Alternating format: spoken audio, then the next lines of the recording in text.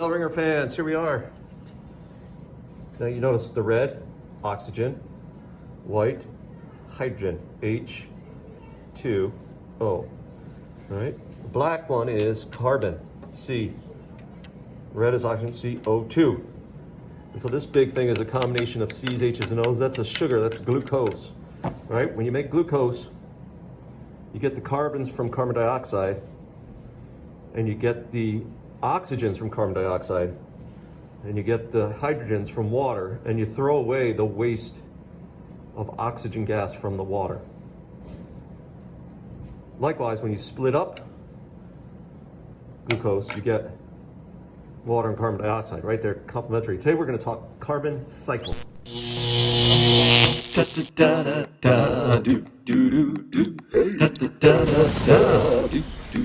All right.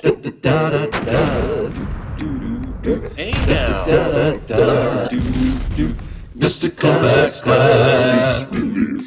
It's Mr. Kovacs class. You might learn a ton. It's Mr. Kovacs class. It's interesting too. It's Mr. Kovacs class. And he's super cool. It's Mr. Kovacs class. All right, here's our results from yesterday. Or from the last 2 days of lab. I combined all three classes. The blue line is the Alodia.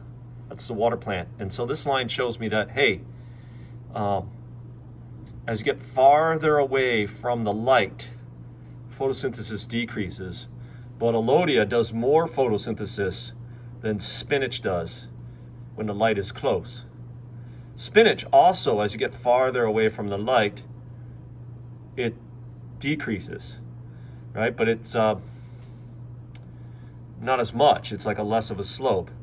So it tells me something about the fact that Alodia seems to be more sensitive to light than spinach, although I think it actually has to do with the leaf size. That's one thing we didn't control.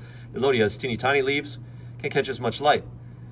Spinach has got big leaves, can catch more light. So maybe that's the difference. Anyway, good results. This lab report is due by the end of the period, no, by the end of the day tomorrow. So I would say after your test tomorrow, that's what you're going to be working on. All right, so let's talk carbon cycle. We know that,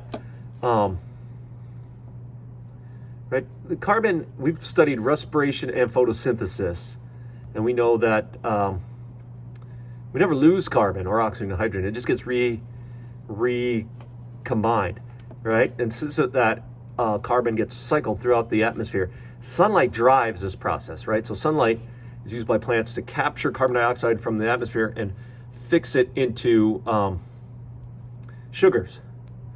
And then animals will use the carbon dioxide that's been turned into a sugar, the carbon that's been turned into a sugar, and break the bonds to get energy. Plants do that too.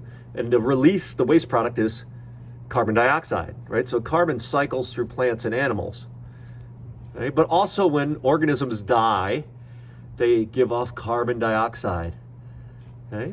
When organisms die, if they can be decomposed and compressed into fossil fuels like coal, right, or oil, so like coal's like the remains of old plants and oil's the remains of old animals, they can then be pulled out of the ground and burned, and the carbon can be released as carbon dioxide.